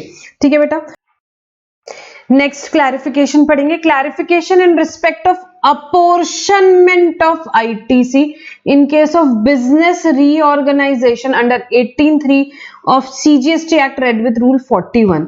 तो यहाँ पे एक छोटा सा क्लैरिफिकेशन आया बेटा regarding what apportionment of ITC से रिलेटेड। तो सबसे पहले हम सेक्शन 18 सबसेक्शन 3 हमने पढ़ा था, एक बार हम यहाँ प्रोविजंस देखेंगे। Section 18(3) of CGST Act provides that where there is a change in constitution of a registered person, क्या हो रहा है, रजिस्टर्ड पर्सन का चेंज इन कॉन्स्टिट्यूशन हो रहा है। रजिस्टर्ड पर्सन जो ऑलरेडी जीएसटी में रजिस्टर्ड पर्सन था, उसका चेंज इन कॉन्स्टिट्यूशन हो रहा है। भला क्यों, may be on account of sale, merger, demerger, amalgamation, lease और ट्रांसफर ऑफ बिजनेस, इसमें से कुछ तो हो रहा है भाई। बिजनेस या तो आपने सेल कर दिया, या कोई मर्ज हो रही है 2-3 कंपनी, या आपकी कंपनी डीमर्ज हो रही है, या अमलगमेशन हो रहा है, लीज हो रहा है, या ट्रांसफर हो रहा है with specific provision of transfer of liabilities. But साथ में क्या हो रहा है, specific provision of transfer of liabilities, specifically होना चाहिए कि भाई आपकी जो भी लाइबिलिटीज हैं यहां पे उसका भी ट्रांसफर हो रहा है, specific provision for transfer of liabilities. The said registered person shall be allowed to transfer the ITC which remains unutilized in his electronic credit ledger to the sold, merged, demerged, amalgamated, leased or transfer business in such manner as may be prescribed। तो यहाँ पे obviously यार ITC पड़ा है, करोड़ों का ITC पड़ा है, और मैंने बिजनेस सेल कर दिया, मैंने लाइबिलिटीज भी ट्रांसफर कर दी, तो ऑब्वियसली मुझे यहाँ पे ट्रांसफरर को क्या अलाउड है कि मेरा जो ITC है वो भी मैं ट्रांसफर कर सकती हूँ, किसको, जो भी सोल्ड यूनिट होगी उसको मैं ट्रांसफर कर दूंगी, जो भी मर्ज यूनिट है, डिमर्ज यूनिट है यहाँ पे उन्हें मैं ट्रांसफर कर दूंगी। अब किस रेशो में करूंगी, कहाँ है वो हम देखते हैं, रूल में दिया हुआ है। सबसे पहले बात क्या हो रही है समझ में आया आपको, सेक्शन 18 में हमने यहाँ पे पढ़ा था 18(3) में, भाई चेंज इन कॉन्स्टिट्यूशन हो रहा है रजिस्टर्ड पर्सन का, भला क्यों, यहाँ पे या तो सेल हो रही है, या मर्जर हो रहा है, यहाँ पे यहाँ अमलगमेशन हो रहा है, डीमर्जर हो रहा है, रिलीज हो रहा है, ट्रांसफर ऑफ बिजनेस हो रहा है with specific provision for transfer of liabilities. तो उस केस में गवर्नमेंट ने बोला कि हाँ जी बिल्कुल, यहाँ जो सोल मर्ज अमलगमेटेड यूनिट है उनको क्या किया जा सकता है बेटा, उनको ITC ट्रांसफर किया जा सकता है, ITC ट्रांसफर किया जा सकता है। ये हमने 18 सबसेक्शन 3 में पढ़ा था बेटा, ये पुराना प्रोविजन है, ये यहाँ तक अभी हमने कोई अमेंडमेंट नहीं पढ़ी। फर्दर रूल 41 हमने पढ़ा था, of CGST rules requires a registered person to furnish the details of sale, merger, demerger, amalgamation, lease और transfer in form GST ITC 02। तो यहाँ पे क्या बोला उन्होंने कि जो रजिस्टर्ड पर्सन है उसे डिटेल देना है, क्या, sale, merger, demerger, amalgamation in GST ITC 2 with a request for transfer of unutilised ITC lying in his electronic credit ledger to the transfer. ये ऑब्वियसली गवर्नमेंट को बताना तो पड़ेगा, गवर्नमेंट को आप डिटेल्स दोगे कि भाई हाँ मैंने ये बेच दिया है और मैं आपसे रिक्वेस्ट कर रहा हूँ कि ये जो मेरा ITC पड़ा हुआ है ये क्या करे, जो भी हमारी यहाँ पे नई यूनिट है, ट्रांसफर यूनिट है, उसे आप ये ITC जो रहेगा ट्रांसफर कर दीजिए। However, in case of demerger, the ITC shall be apportioned in the ratio of value of asset of the new units। Demerger में क्या होता है भाई, डीमर्जर आपको बड़े अच्छे से पता है, आप CA फाइनल लेवल पे हो, तो जब ये डीमर्जर हुआ तो उस केस में जो ITC रखा हुआ है उसको किस रेशो में अपोर्शन करना है, ये सवाल था। तो it should be apportion in the ratio of value of asset of new unit specified in the demerger scheme. तो डीमर्जर स्कीम में जो भी वैल्यू ऑफ एसेट्स रहेंगे उस रेशो में अपोर्शन करेंगे, ये भी हमने पढ़ा था। Further, value of asset means the value of entire asset of the business whether or not ITC has been availed thereon। भले ITC लिया है चाहे नहीं लिया है उसकी कोई बात नहीं है, यहाँ बात हो रही है भाई ITC को किस, 2 करोड़ का ITC है, इसको किस रेशो में अपोर्शन करना है हमें नई यूनिट में, ये सवाल था। तो यहाँ पे हुआ कि भाई in the ratio of asset कर दो। अब एसेट कौन से, एसेट भाई कोई भी ले सकते हो, वेदर और not ITC has been availed on it, entire business के सारे एसेट्स लेंगे, जैसे जितने जितने नई डीमर्ज यूनिट्स को गए उतने उतने रेशो में हम उस ITC को डिस्ट्रीब्यूट कर देंगे। तो ये हमारी पहले आगे की बातें थी, ये हमने ये सारा कुछ हमने पहले पढ़ा हुआ है। अब CBIC ने क्या क्लैरिफिकेशन लाया, CBIC has clarified the following issues relating to apportionment of ITC in case of business reorganization 18(3) read with rule 41. तो सीबीआईसी ने यहाँ पे कुछ इश्यूज बताया और उनका यहाँ पे हमें क्लैरिफिकेशन दिया, तो वो हम एक एक एग्जांपल से समझते हैं। बेटा ये सारे क्लैरिफिकेशंस क्यों आ रहे हैं मैम बहुत सारे, तो बहुत ही सिंपल भी लग रहे हैं। इंडस्ट्री में नया लॉ जब भी आता है थोड़े डाउट्स रहते हैं, कुछ साल तक के लोगों के इंटरप्रिटेशंस अलग अलग होते हैं, तो अलग अलग क्लैरिफिकेशन सीबीआईसी इश्यू कर रहा है यहाँ पे, ठीक है। अब for the purpose of apportionment of ITC pursuant to a demerger under Rule 41, the value of assets of the new units is to be taken at state level, at the level of distinct person and not at all India level. The transferor would be required to file ITC 02 only in those states where both transferor and transferee are registered. तो यहाँ पे एक उन्होंने पहली चीज बोली कि भाई यहाँ पे जो हम अपोर्शन कर रहे हैं आईटीसी किसकी बात हो रही है स्पेसिफिकली, हम यहाँ भी डीमर्जर की बात कर रहे हैं। तो जो अपोर्शन हो रहा है आपका आईटीसी डीमर्जर में, वो वैल्यू ऑफ एसेट्स जो लेना है, हमने जो बात की कि भाई वैल्यू ऑफ एसेट्स की बात कर रहे हैं, ऑफ न्यू यूनिट्स जो लेनी है to be taken at state level and not at all India level. State level पे लेना, ऑल इंडिया लेवल पे नहीं लेना है, ठीक है। अभी देखते हैं example. A company XYZ is registered in 2 states MP and UP। एक कंपनी XYZ 2 स्टेट्स में है उनका, भाई MP में है, Madhya Pradesh and Uttar Pradesh. Its total value of assets is 100 crore के एसेट है, while its assets in MP and UP are 60 and 40 crore. MP में 60 करोड़ हैं रिस्पेक्टिवली एंड यूपी में कितने हैं बेटा, यूपी में यहाँ पे 40 करोड़ के एसेट्स है। टोटल एसेट्स कितने हैं 100 करोड़ के। It demerges a part of business to company ABC. एक बिजनेस के एक पार्ट को उसने डीमर्ज किया एबीसी में। As a part of demerger assets amounting to 30 crore are transfer to ABC in the state of MP. 30 crore के जो एसेट्स हैं वो एमपी में ट्रांसफर हुए, while the assets amounting to 10 crore are transferred to ABC in the state of UP. और 10 करोड़ के assets यहाँ पे कहाँ यूपी में ट्रांसफर किए गए। Total assets amounting to 40 crore at all India level है transfer from XYZ to ABC। भाई कंपनी आपकी XYZ थी, उससे ABC में गए, 40 करोड़ के एसेट्स गए। टोटल आपके पास XYZ में 100 करोड़ के थे, बट एक पार्ट डीमर्ज हुआ और 40 करोड़ के एसेट्स एबीसी में गए, जिसमें से एमपी में 30 करोड़ के और 10 करोड़ के यूपी में गए। तो the unutilised ITC of XYZ in the state of MP shall be transferred to ABC on the basis of ratio of assets in MP. MP में बेटा पहले टोटल एसेट्स कितने थे, मैं यहाँ पे आपको एक थोड़ा सा बताती हूँ, हमने अभी पढ़ा है। एमपी में यहाँ पे टोटल एसेट्स कितने थे आपको ध्यान हो तो ये देखो 60 करोड़ के टोटल एसेट्स थे एमपी में, ठीक है। तो यहाँ पे unutilise ITC of XYZ in the state of MP, देखो हर एक जीएसटी में बेटा हर एक स्टेट में अपना अपना रजिस्ट्रेशन सभी लोग लेते हैं, ठीक है। तो यहाँ पे XYZ जो था यहाँ पे उसका एमपी का जो आईटीसी रहेगा shall be transfer to ABC on the basis of ratio of value of assets in MP. MP में कितने एसेट्स थे उसके 60 करोड़ के एसेट थे, जिसमें से उसने कितने ट्रांसफर किए 30 करोड़ के। तो एमपी से कितना ट्रांसफर किया, एक स्टेट से कितना ट्रांसफर किया 30/60.5 50% ट्रांसफर कर दिया। And not on the basis of all India ratio of value of assets. अगर हम ऑल इंडिया बेसिस का लेता तो अगर हम देखते थे कि भाई टोटल 100 करोड़ के एसेट थे, उसमें से 40 करोड़ के ट्रांसफर हो गए तो 40% हमें ट्रांसफर करना रहेगा, ऐसा नहीं। हमें क्या देखना है यहाँ पे, डिस्टिंक्ट पर्सन के लेवल पे देखना है। आपके स्टेट से कितने ट्रांसफर हुए, आपके स्टेट से 30 करोड़ के एसेट ट्रांसफर हुए डिवाइडेड बाय आपके स्टेट्स का टोटल एसेट 60 करोड़ था, तो 50% 0.5 आपका यहाँ पे आईटीसी ट्रांसफर होगा।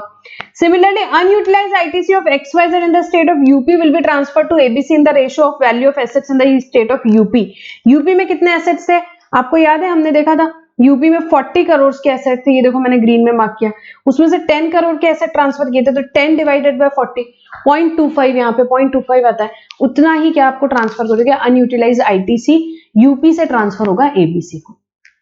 तो यहाँ जो आप वैल्यू ऑफ एसेट्स ले रहे हो वो ऑल इंडिया बेसिस पे नहीं लेना है, आपको स्टेट लेवल पे लेना है। हर एक स्टेट का अपना अपना सेपरेट रजिस्ट्रेशन है, तो भाई उसका कितना percentage of value of asset transfer हुआ उतना ही परसेंटेज आपको आईटीसी पे लगाने का है और ट्रांसफर करने का है, ठीक है। तो ये एक इंपॉर्टेंट पॉइंट है, यहाँ पे आपको एग्जाम के हिसाब से क्या याद रखना है, at state level and not at all India level value of assets पे ट्रांसफर होगा।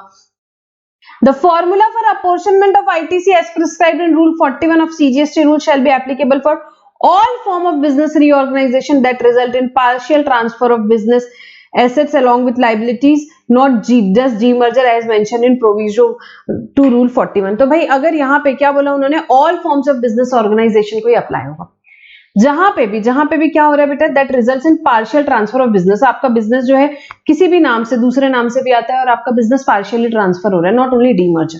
जहां पे भी आपका बिजनेस पार्शियली ट्रांसफर हो रहा है वहां पे ये फॉर्मूला सेम अप्लाई होगा जो भी हमने पढ़ा था फॉर्मूला रूल 41 में। The ratio of value of asset as prescribed in provision to rule 41 shall be applied to total amount of unutilised ITC of the transferor.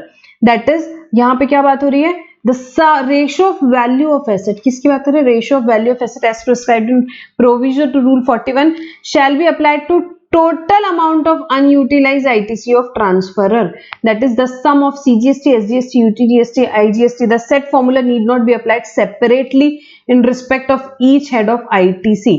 तो each head के लिए अलग अलग नहीं लगाना है, यहाँ पे क्या बोल रहा है वो total लगाएंगे। Further, the said formula shall also be applicable for apportionment of cess between the transferor and the transferee। Example से समझेंगे ज्यादा क्लियर होगा। The ITC balance of transferor X in the state of Maharashtra under CGST, SGST, IGST heads are 5 lakh, 5 lakh and 10 lakh respectively। CGST में 5 लाख पड़ा है, SGST में 5 लाख पड़ा है, IGST में 10 lakhs पड़ा हुआ है। यहाँ पे टोटल 20 लाख रुपए ट्रांसफरर के पास ITC का बैलेंस रखा हुआ है। Pursuant to scheme of the demerger, X transfers 60% of its asset to the transferee B। Accordingly, the amount of ITC to be transferred to A to B would be 20 lakhs का 60%। 20 lakhs का 60% कितना आता है यहाँ पे हमारा 12 लाख रुपए। Total IGST, CGST, SGST मिला के कितना करना है उसे 12 लाख रुपए ट्रांसफर करना है। The total amount of ITC to be transferred to the transferee, that is the sum of SGST, SGU जितना भी है UTGST, IGST should not exceed the amount of ITC to be transferred as determined under Rule 41(1). However, the transferor shall be at liberty to determine the amount to be transferred under each head within its total amount subject to the balance ITC balance available with the transferor under the concerned tax head। तो इन्होंने क्या बोला कि भाई हमने जैसे पिछले point में क्या देखा कि यहाँ पे जो उसे ट्रांसफर करना है 12 लाख रुपए CGST, SGST, IGST मिला के, तो यहाँ पे वो ट्रांसफर कर सकता है और यहाँ ट्रांसफरर की खुद की लिबर्टी है, वो देखेगा कि उसको CGST कितना ट्रांसफर करना है, SGST कितना ट्रांसफर करना है, IGST कितना ट्रांसफर करना है, वो अपने मन से ट्रांसफर करेगा, उसे कितना करना है। बट हाँ, सब्जेक्ट टू ऑब्वियसली आपका उतना बैलेंस तो होना चाहिए। आपके IGST में 1 लाख रुपए, ये तो आप 2 लाख ट्रांसफर नहीं कर सकते, तो subject to availability of balance, उसके डिस्क्रिप्शन पे उसे क्या करना है ये जो है वो क्या बताता है, ये क्लैरिफिकेशन ने हमको क्या बोला कि भाई आप वैल्यू ऑफ एसेट के बेसिस पे ट्रांसफर करोगे ITC। यहाँ कहीं भी यहाँ उन्होंने बाइफर्केशन नहीं किया कि भाई CGST में इतना करना पड़ेगा, SGST में इतना करना पड़ेगा, कि CGST इक्वल करना पड़ेगा, SGST इक्वल करना पड़ेगा, IGST डबल, ऐसा कुछ। जो ट्रांसफर करना है करो, सब्जेक्ट टू जो भी आपके पास अवेलेबल लिमिट है। एक एग्जाम्पल देखेंगे, वो पूरे पॉइंट्स एकदम क्लियर हो जाएंगे। स्टेट आपका क्या है, दिल्ली, हरियाणा, यहाँ पे 2 स्टेट्स की बात हो रही है आपके। Asset ratio of the transferee 70%, 40% यहाँ पे जो हम transfer. Tax head CGST, SGST, IGST में आपके पास कितना कितना बैलेंस दिया हुआ है। ITC balance of transferor pre apportionment as on the date of filing form GST ITC 02। तो यहाँ पे उसके पास कितना अपॉर्शनमेंट के पहले, प्री अपॉर्शनमेंट टाइम पे अपॉर्शन होने के पहले ITC कितना पड़ा हुआ है, ये यहाँ पे दिया हुआ है। हर एक हेड पे आपको दिया हुआ है, किसके पास बेटा, ट्रांसफरर के पास। ऑब्वियसली मैम वही ट्रांसफर करेंगे। Total amount of ITC transfer to the transferee under ITC 02 वो हम देखते हैं। ITC balance of transferor post apportionment after filing GST ITC 02 ये हम देखते हैं। ठीक है, ये तो चलो यहाँ पे कॉलम 4-5 का ही बैलेंस आ रहा है और कुछ भी नहीं है।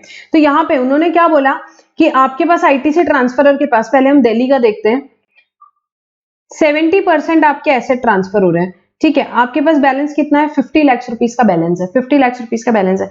तो अभी आप मैक्सिमम कितना आपको ट्रांसफर करना रहेगा मैम, सीधे सीधे यहाँ पे 50 का 70% हमने निकाला, 35 लाख रुपीस हमको यहाँ पे ट्रांसफर करना है। हमारे दिल्ली का लेंगे, हम अपना स्टेट वाइज लेंगे, हमारा स्टेट वाइज हमारा कितना है, 50 लाख का हमारे पास ITC का टोटल बैलेंस है, उस पर 70% हमने लगाया, 35 लाख रुपीस हमें ट्रांसफर करना है। सिमिलरली हरियाणा में हमारा बैलेंस कितना है 70 लाख का है, उस पर 40% लगाया तो हमें 28 लाख ट्रांसफर करना है। 28 लाख हम ट्रांसफर करेंगे, 70 लाख का 40% कैलकुलेट करो, यहाँ पे कितना आएगा 28 लाख हम ट्रांसफर करेंगे। अब किस हेड में करना है वो आपका डिस्क्रिप्शन है, हम कुछ नहीं बोल रहे हैं आपको, हम कुछ नहीं बोल रहे। तो हम यहाँ पे दिल्ली यूनिट ने सोचा कि भाई मैं सीजीएसटी एसजीएसटी पूरा ट्रांसफर कर देता हूँ, कर दिया। अब उसने 10-10 लाख सीजीएसटी एसजीएसटी कर दिया, 35 लाख में से 20 लाख माइनस किया तो 15 लाख बैलेंस जो था वो उसने आईजीएसटी से ट्रांसफर कर दिया, बैलेंस 15 लाख उसका बच गया, ट्रांसफरर के पास वो अपना कैरी फॉरवर्ड कर लेगा। हरियाणा यूनिट ने क्या सोचा, हरियाणा यूनिट ने बोला नहीं नहीं हम आईजीएसटी ट्रांसफर करेंगे, हम आईजीएसटी ट्रांसफर करेंगे। करो भाई, आपने क्या किया 20 लाख पूरा आईजीएसटी ट्रांसफर कर दिया। उसके बाद हमने बोला कि नहीं हम क्या करेंगे, उसके बाद में हम एसजीएसटी में से 5 लाख करेंगे, सीजीएसटी में से 3 लाख करेंगे, तो ठीक है कर सकते हो। और बाकी का जो आपका है 22 लाख यहाँ पे बैलेंस बच गया, कोई टेंशन नहीं है, जितना करना है उतना करो, सिंपल बात है यहाँ पे। ठीक है, एग्जाम में भी आए तो आप कैसे भी ट्रांसफर करते हो। आपको क्या देखना है, आपका आईटीसी का बैलेंस कितना है, उस पर आप लगाओगे परसेंटेज क्या, आपके स्टेट में से कितने एसेट ट्रांसफर हुए, उसके बाद में जो अमाउंट आया उतना आपको ट्रांसफर करना है। किस हेड में करना है, आपका डिस्क्रिप्शन, किसका, ट्रांसफरर का डिस्क्रिप्शन। ठीक है, I hope it is very clear, बहुत सिंपल है। The apportionment formula shall be applied to ITC balance to the of the transferor available in the electronic credit ledger on the date of filing form GST ITC 02 by the transferor। बेटा ITC का balance कौन से दिन का लेना है ma'am, date of filing GST ITC 02, जिस दिन ITC 02 आप यहाँ फाइल कर रहे हैं उस दिन का लेना है, उस दिन का लेना है। For the purpose of apportionment of ITC under Rule 41, Sub Rule 1, the ratio of value of asset should be taken as on the appointed date of demerger as specified in the respective scheme for demerger. Thus, for the purpose of apportionment of ITC under Rule 41(1), the ratio of value of assets taken on the appointed date of demerger should be applied on ITC balance of the transferor on the date of filing GST ITC 02। तो यहाँ पे जो आप apportionment, for the purpose of apportionment of ITC under Rule 41(1), the ratio of value of asset should be taken on the appointed date of demerger as specified in the scheme of demerger। आपकी जो demerger की scheme है उसमें जो appointed date है उस दिन का रेशियो रहेंगे वैल्यू ऑफ एसेट्स का। आईटीसी का बैलेंस कब का लेना है आपको, आईटीसी का बैलेंस मैम जीएसटी आईटीसी 02 जिस दिन ट्रांसफरर फाइल कर रहा है उस दिन का लेंगे। और वैल्यू ऑफ एसेट्स आपको कब का लेना बेटा, value of assets ma'am appointed date जो भी डीमर्जर की स्कीम में रहेगी वो हम लेंगे। दस for the purpose of apportionment of ITC the ratio of value of assets taken on the appointed day should be applied on ITC available on the transferor on the। तो जो ITC हमने लिया किस दिन का बेटा, जिस दिन हम GST ITC 02 फाइल कर रहे हैं उस दिन का ITC का बैलेंस लिया, उस पे हमने वैल्यू ऑफ एसेट्स लगाया किस दिन का, अपॉइंटेड डे का, और उस बेसिस पे हमारे कैलकुलेशंस आएंगे, उस बेसिस पे हमारे कैलकुलेशंस आएंगे। तो बहुत ही सिंपल सा क्लैरिफिकेशन था। यहाँ पे सेक्शन 18 में सबसे पहले क्या लिखा हुआ था, जब भी चेंज इन कॉन्स्टिट्यूशन होगा due to sale, merger, demerger, यहाँ पे अमलगमेशन, ट्रांसफर और ट्रांसफर ऑफ बिजनेस और lease of asset with specific provision of transfer of liability. तो उस केस में गवर्नमेंट ने क्या बोला, गवर्नमेंट ने बोला कि भाई जो भी आईटीसी का बैलेंस रहेगा वो ट्रांसफर करना हम यहाँ पे अलाउ करेंगे ट्रांसफरी को इन the ratio of value of assets. Value of assets means entire business के एसेट, बट हमें क्लैरिफिकेशन आया और उसमें क्या बोला कि भाई स्टेट वाइज देखेंगे, not at all India basis, आपके स्टेट वाइज देखा जाएगा इसमें। और उन्होंने क्या बताया हमको, यहाँ पे क्लियरली उन्होंने हमको बताया कि ये जो रहेगा ये टोटल अमाउंट के लिए रहेगा, CGST, SGST, IGST taken together. किस हेड में कितना ट्रांसफर करना है वो किसका डिसीजन रहेगा, ट्रांसफरर का डिसीजन रहेगा। और किस डेट का लेना है, तो जिस दिन जीएसटी आईटीसी 02 फाइल कर रहा है ट्रांसफरर उस डेट का लेना है, पहली चीज। सेकेंड चीज उन्होंने क्या बताई हमको यहाँ पे सेकेंड चीज बताई उन्होंने कि भाई यहाँ पे वैल्यू ऑफ एसेट्स कब का लेंगे, तो वो जो भी आपकी डीमर्जर की यहाँ पे अपॉइंटेड डेट ऑफ डीमर्जर रहेगा वो लिया जाएगा। तो बेटा ये छोटा सा क्लैरिफिकेशन आया था, ये हमने डिस्कस किया यहाँ पे। और यहाँ पे बेटा हमारा जो आईटीसी से रिलेटेड अमेंडमेंट्स है वो कंप्लीट होते हैं। So friends, will stop our discussion over here. Thank you for now.